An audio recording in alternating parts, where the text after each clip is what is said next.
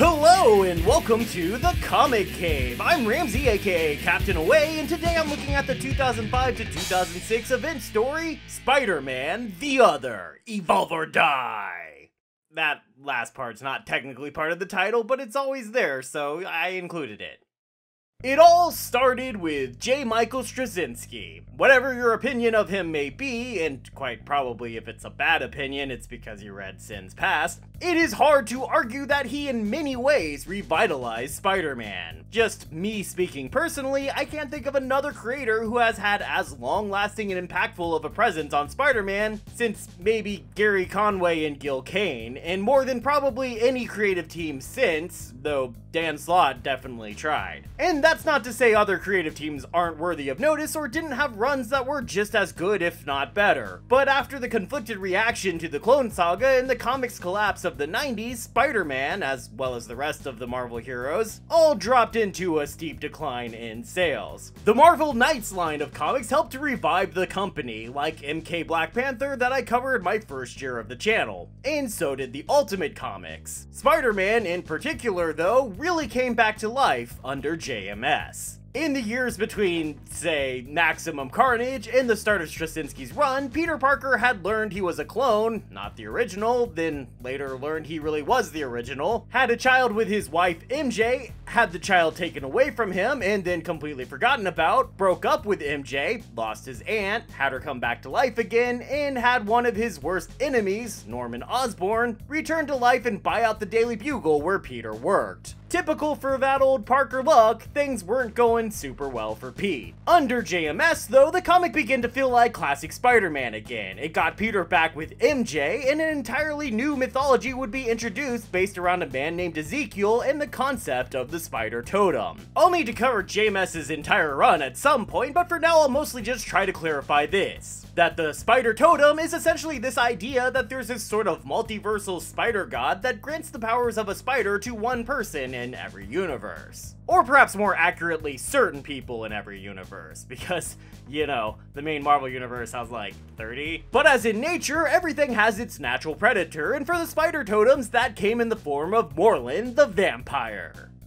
Oh, wait, right, he's not actually a vampire, he just looks like one. But he is incredibly powerful and nearly unstoppable, and Spider-Man had no ability to win in a straight fight against him. But Peter's Spider Totem was tainted, in a sense, by the radioactivity that infused the spider that bit him. And since Morlun seemed to not like that, Peter pumped himself full of radiation so that when Morlun tried to eat him, he devoured that radiation, which proved to be Morlun's personal kryptonite. So that killed Morlun, but the concept of the Spider Totem would only continue to grow, introducing eventually the concept of the Other, which will be explored in today's series. Hence, you know, the name. The event would take place across all three running Spider-Man titles, which at the time were Amazing Spider-Man, Marvel Knights Spider-Man, and Friendly Neighborhood Spider-Man, which were all seriously good comics, and I should probably cover all of them at some point. At the time, JMS was writing Amazing, Reginald Hudlin was writing Marvel Knights Spidey, and Peter David was writing the brand new Friendly.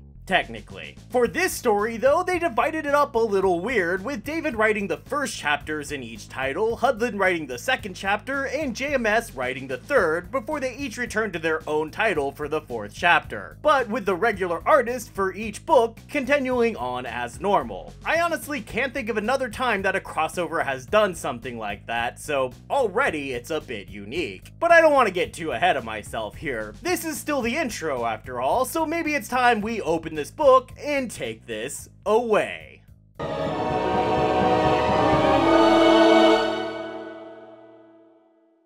The comic opens on some sexy times between MJ and Peter, oh yeah.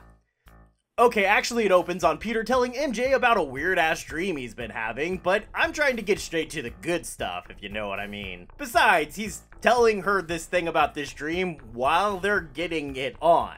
Get your head in the game, Pete. God. You'll notice the view out the window, since that's about all we can actually see, is an exceptionally nice one, and that's because by this point Spider-Man had joined the Avengers, following Brian Michael Bendis drafting all his favorite characters into the new Avengers. That included Spider-Man, and I'll spare you my thoughts on that right now because that would be a whole video in itself, but it did involve him moving into Avengers Tower with MJ and his Aunt May. And it also involves him having a team he works with now, despite having some trouble wrapping his head around the concept of not working solo. It takes MJ's prompting to get Peter to try and do some yoga focusing with Captain America. That training he'll immediately take out into the field when he goes to stop a robbery from a new guy calling himself Tracer. That's not what I remember Tracer looking like. Don't know what I could be thinking of. Oh well. Tracer, true to his name, has some bullets that, when fired, will endlessly trace down their target. After running from those bullets for a bit, Spidey decides to try and take Cap's suggestions about focusing to heart and does the crazy stunt of simply trying to catch the bullets. He does manage it with one of them, but the other, doesn't go so well. But again, having Avengers connections now, Spidey is able to go to a Dr. Castillo, cool name, and she patches him up and runs some blood work. That's an important bit because that blood analysis is going to run basically this whole story, and while I'm sure you can guess what the news is, especially with a ghostly Moreland showing up to basically give the game away, come on Morley, give us a spoiler alert at least, god. The comic itself will refuse to directly tell us the results of the blood test for a little while. Peter David does something unique here, and I think very interesting, with the opening of this story, and that is that he chooses to make the main character of each of his issues a different member of the Parker family. So the first issue focuses on Peter, then the next on MJ, and the third on Aunt May. So MJ's issue mostly sees her being forced to deal with an obsessed fan stalker, because man does she get a lot of those, while freaking out about Peter off fighting Tracer again and not seeming to do a particularly good job of it. Especially with Iron Man showing up to the fight only to get his armor hacked, forcing him to attack his fellow Avenger. So Tracer gets away a second time, only to erupt a war against the entire city of New York somehow, and then shows up to Avengers Tower to try and kill Spider-Man. Instead, he runs across Aunt May, who wins him over by offering to make him PB&J. Oh, that Aunt May, always winning hearts. Just be thankful she didn't have an umbrella with her this time, Tracer, especially with how much you're clearly weirding her out with all your talk about being a god created by machines. Spider-Man, whose powers have begun failing him, gets sent home from whatever fight is happening outside, just in time to see Tracer hanging out in the kitchen with his aunt and attacks the mysterious bad guy. During the fight, Tracer is somehow able to do a blood analysis of his own on Spider-Man and realizes what everyone reading the comic undoubtedly has realized as well by this point, that Spider-Man is dying. So Tracer just melts away, revealing a robotic skeleton, claiming he'll be back again sometime when Spider-Man is up to the task of giving him a real fight. As far as I know, though, that's actually the last we ever see of him, but I could just not really be remembering. Now having to accept and confront the fact that he's dying, with even Aunt May being aware of the truth now, Peter goes to be studied by Tony Stark and all his super genius science friends. Unfortunately, Stark, Dr. Pym, Reed Richards, and even a chilled out Bruce Banner are unable to find any answers to help Pete with his condition. With no other options, they send him to see if the scientists in Wakanda, who are years ahead of the rest of the world, can do anything more for him. Which is a nice little joke in a sense, because Hudlin, who is writing this part of the story, would have just started writing Black Panther at this point, following up from Christopher Priest's amazing run on the character. Though, speaking of that, as a last-ditch resort to save Spider-Man's life, T'Challa offers Pete some of the heart-shaped herbs that give Black Panther his power. I thought those were only supposed to be for Black Panther. But more than that, Priest had only just recently established that the heart-shaped herb is basically poisonous for anyone that's not a part of the royal family line of Wakanda. I can't imagine Hudlin didn't know that, so was he choosing to ignore that because that was kind of a weird factoid to begin with, or was he actually trying to poison Peter? The world may never know. And hey, at least we get this super cute sequence of the Dora Milaje braiding Peter's hair. Look at how ridiculous he looks.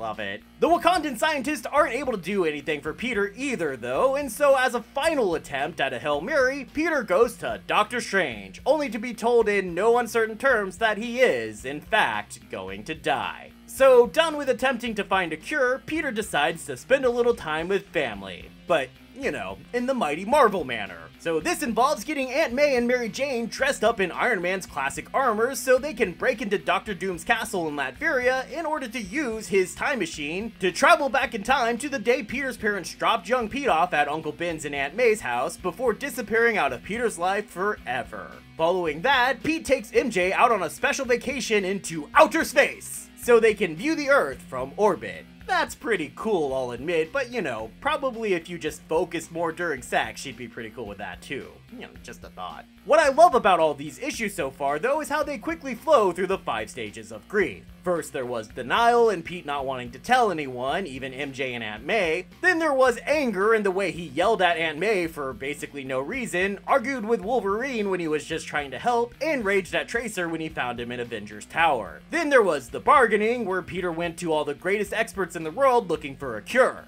Then there was grief, while he traveled back in time to see his parents leave him again. And lastly, there was acceptance, as he spent some time with Mary Jane and got back to his life as normal. It is kind of the obvious thing to do, I'll admit, but it works because they don't really draw that much attention to it. They just used it as a springboard to tell us a story about love and loss and help make it personal. So when Moreland shows up looking for Peter, ready to end his suffering and finally feast, it's all that more powerful. Moreland and Pete fight their way across New York City, hitting a couple highlight locations like the Daily Bugle and Empire State University, with Spider-Man refusing to give up and accept his fate, but just like in the fight they had before, Moreland remains overall unbothered by Spider-Man's attacks, no matter how relentless they are. When Spider-Man finally runs out of the energy to continue fighting, Moreland plucks Peter's freaking eyeball out? Holy crap! And then he eats it? What the shit, man? What the shit? And Moreland doesn't stop there, continuing to beat Spider-Man into a pulp before the cops show up and old Morley Boy decides trying to eat and dodge gunfire would be too much of a pain, especially when he can get to the dying Spider in the hospital later. So he lets Spider-Man be taken away, and the Avengers and Jessica Drew help MJ sneak into the hospital to get into Spider-Man's room, since the hospital still doesn't know his true identity, just that they have Spider-Man. But while she's there, Moreland comes back to finish the job and finally feast on the spider totem he loves to eat.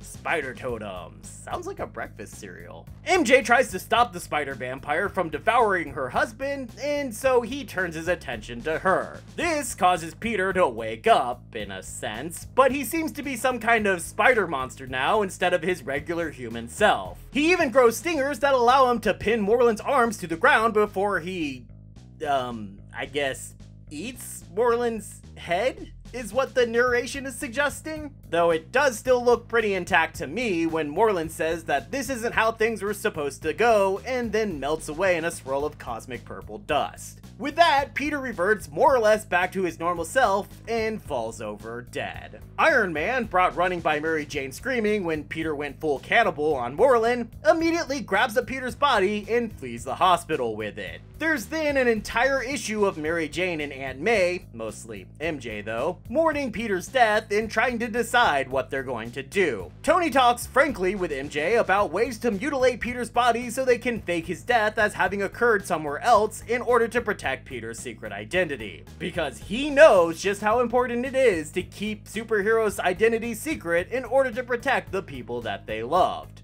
Don't worry though, he'll completely forget about how important that is in about a year or so. But again, I really have to praise these creative teams for how hard the emotions hit in this issue. Even though I'm sure anyone reading this fully expects to turn the page at any point and Peter's alive again, which is sort of what happens, and you viewing this doubly so since we're only like halfway through the video, it's still impressive how much you can feel the grief of MJ and Aunt May. Again, that's because of how personal this story is. Even what little action we had, mostly with Tracer, we were largely disconnected from thanks to Peter David choosing to view that action from Mary Jane and Aunt May's perspectives. And it's extra powerful when you consider how this is an entire issue of a Spider-Man comic where neither Peter nor Spider-Man actually make an an appearance. That's pretty crazy. You know how rare that's gotta be? I can't think of a single other Spider-Man issue where that happens. I guess you can argue that he does make a little bit of an appearance though, or at least his corpse does. And that's where the main plot comes in, because someone breaks through the window of the lab room where Stark is keeping Peter's body and cuts it open. Or perhaps it's the other way around, given that someone seemed to break out of the tower, not in. We don't have to wonder about it long, because we immediately see a giant cocoon under the Brooklyn Bridge. At least I think that's the Brooklyn Bridge. They never actually say. I don't really care though, I mean, New York things. Inside the cocoon is Peter's body, and he's in the middle of some kind of cosmic dream about a giant spider creature that attempts to explain to him that he's always attempted to reject the spider and keep the man, only allowing himself the use of some of the most basic spider abilities that should have been available to him. So the spider god thing tells him to embrace something called the Other, an abstract concept that's never really ever explained, but will continue to be an idea in Spider Comics for, well, the rest of time up to at least now. But I guess Peter decides to accept this concept and embraces the Other and comes out of the cocoon and is reborn, returning immediately back to Avengers Tower and his family. Because, as it turns out, yes, Pete simply shed his skin, the empty shell he left behind on the table, something they told us repeatedly that spiders could do, so it was kind of more like he just never really died than it is that he came back to life, but I don't know, pick how you want it to go, I guess. What's kind of hilarious about this is that in the very first issue of this event, MJ criticized Peter for going back out to be Spider-Man right after he'd been shot, asking what the chances of him getting better were if he died. To which Peter, in an almost Deadpool level of fourth wall breaking, snarkily replied, "Surprisingly good." Looks like he was right. Once again, Pete's put under some scientific study by Stark, Pym, and Richards, and I love the joke they make here about him looking like Da Vinci's Vitruvian Man, considering that a Vitruvian Spider-Man was the main marketing Marvel did for this comic. I even have a t-shirt of it. The studies only stop when Aunt May comes to give a good talking to the three docs to let Spider-Man go out and play. Though it is worth noting that when Stark tried to stop Peter from leaving earlier, Peter had a crazy instinctual reaction, almost like his spider sense was acting in overtime. Pete uses his aunt-permitted freedom to take his wife out for a swing, and man, does it hurt to read all these protestations of love between Peter and MJ, like seeing her say that she'll never leave him, when we're just a couple years out from them being broken up again. A breakup that's still in effect to this day. Anyway, by the time they get back, Avengers Tower is covered in spider webs. This is because a swarming mass of spiders came down into the tower, ate up Peter's shed skin, and then wrapped up the whole tower in webbing. The spiders then form into a woman figure that Spidey chases out of the tower and across town, until she tells him that she is, essentially, the Other herself, the alternate to him having come back to life. She then disappears down a sewer drain, but we'll see she also seems to cocoon herself up under the roof of a church. She'll appear more in later issues of Friendly Neighborhood Spider-Man, but before we can get there, Peter has some more learning to do. One night, an apartment building collapses and Spidey goes to help save survivors, only to discover he now seems to be able to see in the dark. Further, he's able to feel vibrations in his webbing, and so builds a giant web to help him find people trapped in the building. A trick that more or less will get used by the Andrew Garfield Spider-Man in the Amazing Spider-Man movie, and he didn't even have to become a butterfly first. He's also able to stick a little girl to his back in the same way his fingers and toes stick to buildings. All these changes leave Spider-Man wondering if he really is the same person he was before, and he's not the only one, as most of the tests Stark has been running have been to determine if this really is Peter, or just some kind of doppelganger. Well, he doesn't have 6 arms, bug eyes, and vampire teeth, so I think we're fine, Stark. Peter himself comes to accept the argument basically made by the Spider-God thing in the Dreamworld that these were always supposed to be powers that he could have. He just had held himself back from using them. And in coming to this decision with his wife, we learn that Tony has actually been spying on Peter and MJ in their room in Stark Tower. That's so gross. You're a sicko, Tony Stark, you freaking weirdo. And the comic ends with a preview of the present Tony has been working on for Peter as a sort of rebirth day present. The forthcoming Iron Spider suit that he'll wear leading into Civil War. But no matter how many times Marvel tries to update Spidey's costume, nothing beats that classic red and blue. But before I get into a 5-minute rant about character costumes, let's just get to the breakdown.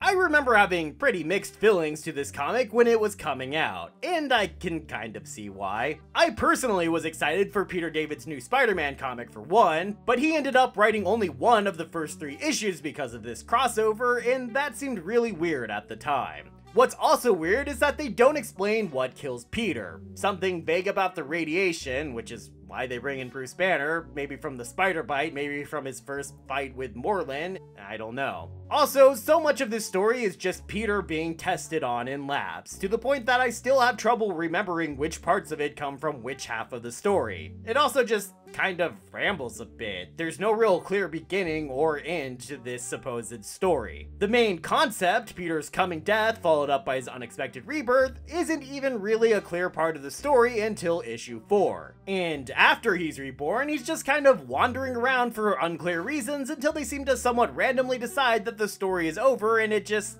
ends. Like, okay? I also remember being really annoyed at the time because I thought that this was all done just to give Peter organic webbing to match up with the successful Tobey Maguire Spider-Man movies where they gave him organic webbing because, I don't know, I guess they thought him developing web shooters was too unrealistic? Creating his own web fluid and climbing on walls, that's realistic, but scientific genius? Impossible. But despite what I thought before, they don't even go into the organic webbing thing in this story. He does get it, but they don't really mention it here. So that's kind of weird. Lastly, the art is just goofy. There's little consistency between the 3 artists here, with the best of them probably having to be Mike Deodato Jr., who worked on Amazing. I did grow to like Mike Wieringo's art in Friendly Neighborhood Spider-Man over time, but I've grown less fond of Pat Lee's pencils in Marvel Knights. It's filled with weird shapes and just bizarre proportions. Like, what is this? It's like bad webcomic levels. But all that said, looking back at this story, it's much easier to appreciate the creative teams taking a step back to just explore a much more personal story in Peter's life. In a time when he's made a move to a much glitzier superhero life, everything could have easily focused on that. Instead, they took the time to really check in with his family and the important characters in Pete's life. And that's important because that's so much of what has always endeared Peter to fans. It's also much easier to appreciate now how all this Spider Totem stuff fits into the overall lore. Future stories, like, say, Spider-Verse, have simply made this one easier to enjoy. So, in the end, I'm giving this series a recommendation level of medium. It's an honestly pretty good story that I recommend every big Spidey fan read at least once, but its faults do, I think, prevent it from being a must-read for pretty much anyone else. The collected edition gets 1. Spider Cocoon, which is, I don't know, alright I guess? I mean, it's 12 issues, which ain't bad, but just a very, very brief bonus cover gallery in the back and no other special features. It could definitely be a better collection, and maybe one day it will be. Fly, little spider book, fly!